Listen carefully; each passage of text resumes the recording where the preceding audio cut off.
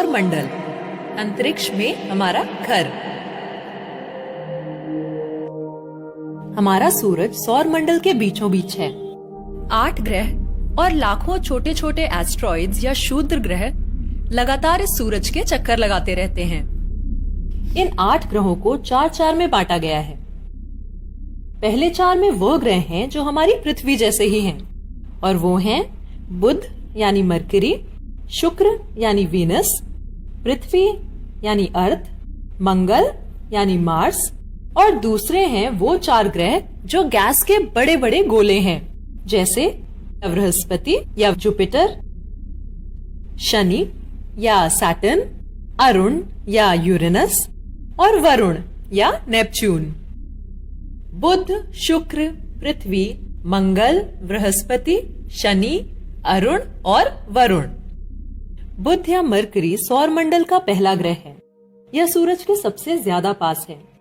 यह सभी ग्रहों में सबसे छोटा और सबसे हल्का है। बुध या मरकरी ग्रह सूर्य का एक चक्कर लगाने के लिए जितना समय लेता है, उससे कहीं ज्यादा समय वो अपनी धुरी पर गोल घूमने के लिए लेता है। यानी उसका एक साल उसके एक दिन से छोटा होता है, और इसी कारण इस ग्रह के तापमान में बहुत ज्यादा बदलाव आते रहते हैं। मरकरी का ना तो कोई अपना वातावरण है और ना ही चंद्रमा। अब आते हैं शुक्र या वीनस पर। सूरज से दूसरे नंबर का यह ग्रह सौर मंडल के चमकते चमचमाते ग्रहों में से एक है, और अब तक मनुष्य को जितने भी ग्रहों के बारे में पता है, ये उनमें से सबसे गर्म है। क्या तुम जानते हो कि शुक्र या वीनस पर तापमान कभी 437 डिग्री सेंटीग्रेड से नीचे नहीं आता? यानी रसोई घर में रखने वाला तेल शुक्र पर अपने आप उबलने लगेगा और उसमें से धुआं भी आने लगेगा। क्या सोच सकते हो 437 डिग्री सेंटीग्रेड कितना ज्यादा गर्म होगा यह ग्रह? शुक्र के पास भी कोई चंद्रमा नहीं है।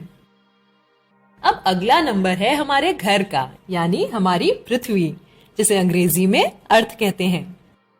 पृथ्वी इकलौता ऐसा ग्रह है जहां का तापमान ऐसा है जो पानी को तरल रूप में रहने देता है, और यही पानी हमारे जीवन का स्रोत बनता है। अब तक जाने गए ग्रहों में केवल पृथ्वी एक ऐसा ग्रह है जहां हमारा जीवन संभव है। पृथ्वी के पास अपना एक चंद्रमा है जिसे हम सब ने देखा है।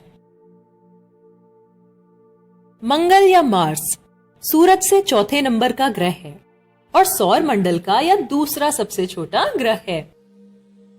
मंगल या मार्स इतना छोटा है कि बड़ी मुश्किल से वहां पर वातावरण की एक पतली सी परत पाई जाती है। और जीवन जीने के लिए वातावरण कितना जरूरी है, ये तो तुम सब जानते हो।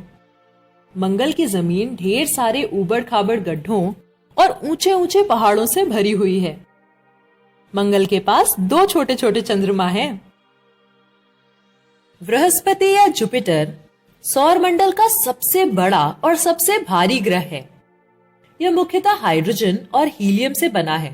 बृहस्पति के पास 67 चंद्रमा हैं। शनि या सैटर्न सौर मंडल का दूसरा सबसे बड़ा ग्रह है, पर इस बड़े से ग्रह का घनत्व सभी ग्रहों के मुकाबले सबसे कम है। शनि का घनत्व इतना कम है कि अगर तुम एक पानी का टब ले आओ और शनि को उसमें डाल दो, तो अपना शनि लकड़ी की तरह उसमें तैरने लगेगा, लोहे की तरह डूबेगा नहीं। शनि ग्रह अपने बढ़े हुए छल्लों के लिए भी जाना जाता है, जो बड़ी आसानी से दिख सकते हैं। इसके पास 62 चंद्रमा हैं।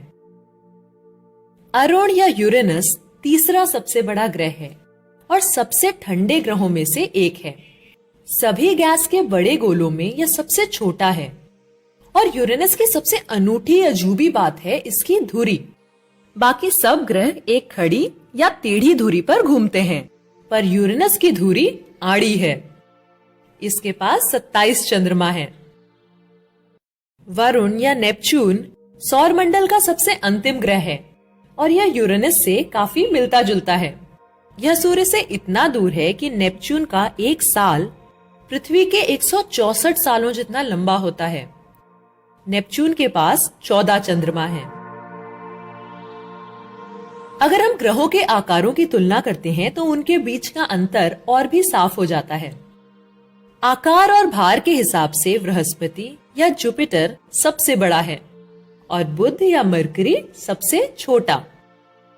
लेकिन बृहस्पति या जुपिटर जैसे विशाल ग्रह की तुलना भी जब हम अपने सूरज से करते हैं तो सौर मंडल का यह सबसे बड़ा ग्रह भी छोटा सा लगने लगता है। हमारा सूरज ना तो ग्रह है न सैटेलाइट, यह सौर मंडल का एक तारा है, यानी इससे ऊर्जा निकलती है, इसका अपना प्रकाश होता है। ग्रह इससे प्रकाश लेते हैं। हमारे सौर मंडल के भार का लगभग 99% भार तो सूरज का ही बना होता है। सूरज के केंद्र में लगभग 62 करोड़ टन हाइड्रोजन प्रति सेकंड हीलियम में बदलती रहती है और इससे पैदा हुई ऊर्जा पृथ्वी पर हमारी जरूरतों को सालों तक पूरा करने के लिए सक्षम है।